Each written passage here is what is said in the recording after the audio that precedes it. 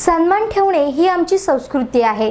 मी माझ्या भाषणात जसा सन्मान उद्धव ठाकरेंचा ठेवला तसा सन्मान उद्धव ठाकरेंनी आपल्या भाषणात माझा ठेवला। त्यामुळे त्या भावना मी शब्दात सांगणं कठीण आहे, असं माजी मुख्यमंत्री तथा आमदार नारायण राणे यांनी मुंबई गोवा महामार्ग चौपदरीकरण भूमिपूजन सोहळा आटपल्यानंतर पत्रकारांशी बोलताना अगदी उघडपणे सांगितले। मार्ग 66 याचं चौपदरीकरणाची सुरुवात होती आणि त्याचा रितसर आमंत्रण नितीन गडकरी यांनी मला दिलं आणि त्या कार्यक्रमाला कोकणाचा विकासाचा महामार्ग दाखवणारा हा कार्यक्रम, त्या कार्यक्रमाला उपस्थित राहण्यासाठी आलो। तुम्ही मनापासून भाषणामध्ये सुरुवातीलाच दोन्ही तुम्ही आणि उद्धव ठाकरेंनी एकमेकांचा सन्माननीय असा उल्लेख केला, त्यामुळे निश्चितच सगळ्यांनी त्याचं स्वागतही केलं।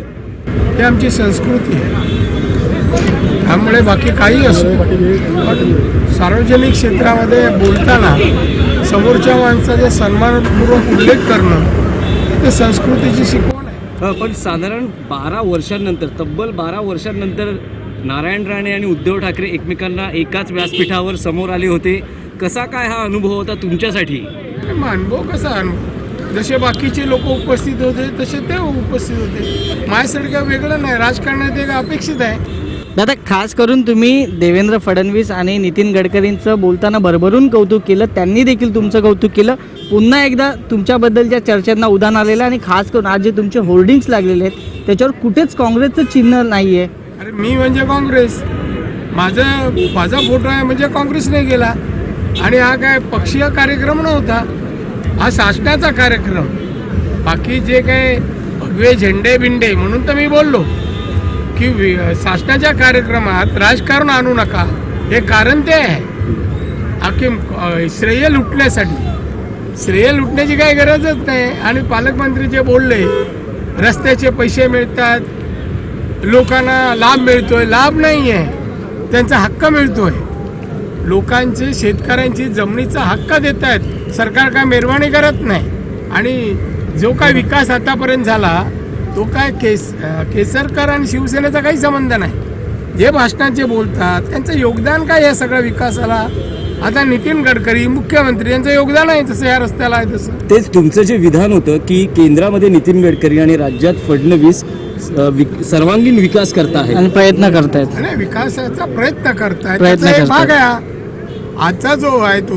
त्यासाठी या 4,500 कोटी सिंधुदुर्ग रत्नागिरीच्या हायवेसाठी लागणं ही मोठी रक्कम आहे आणि ती दिली आणि रस्त्याचा शुभारंभ केला आणि 18च्या अखेरपर्यंत पूर्ण करणार।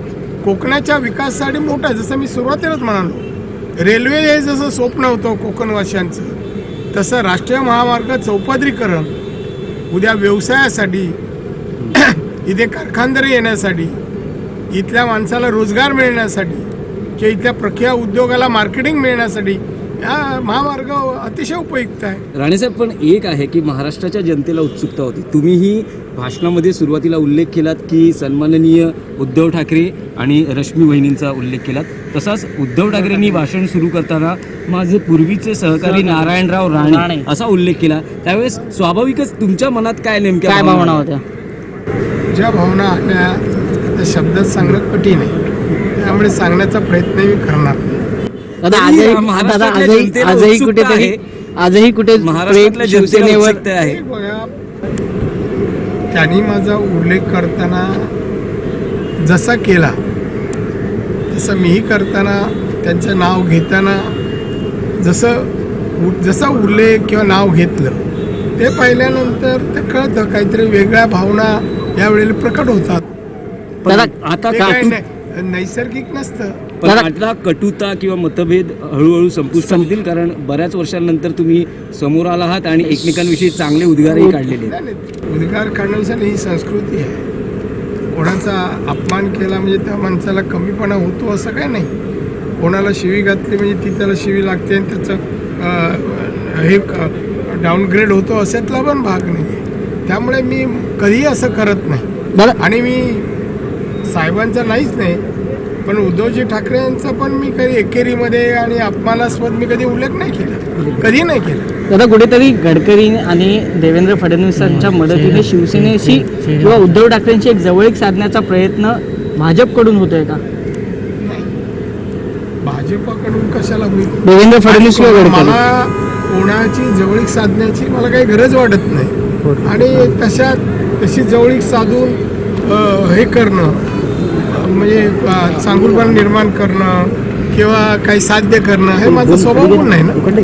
पण राणे कुटुंबियांची संस्कृती किंवा परंपरा आहे ते अतिथी देवो भव या संस्कृतीने नेहमी वागतात अशी शक्यता व्यक्त केली जात होती. ही संस्कृती मी बोललो ना, आमच्यावर संस्कार आमच्या आई वडिलांनी जे दिले आहेत आणि कोकणवासियांचा गुणधर्मच आहे आलेल्या पाहुण्यांचं अतिथींचं स्वागत करणं.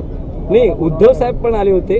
किती वेळा ते पाहुणे आहेत, ते गडकरी रश्मी वहिनी किती वेळा तरी आल्या, त्यात काही नाहीये. आज पुन्हा या सर्वांना बोलवणार का भोजनाला? नाही, ते आता सगळे जाण्याच्या मार्गावर आहे का सगळे गोव्याकडे सगळ्यांची विमानं तयार आहेत. त्या असं आपल्याला माहीत असून बोलवायचा काय प्रश्न नाही. जर सकाळी आणि दुपारी कार्यक्रम 11चा झाला असता तर नक्कीच बोलवलं असतं आणि मी आमंत्रण दिल्यावर कोण नाही म्हणत नाही.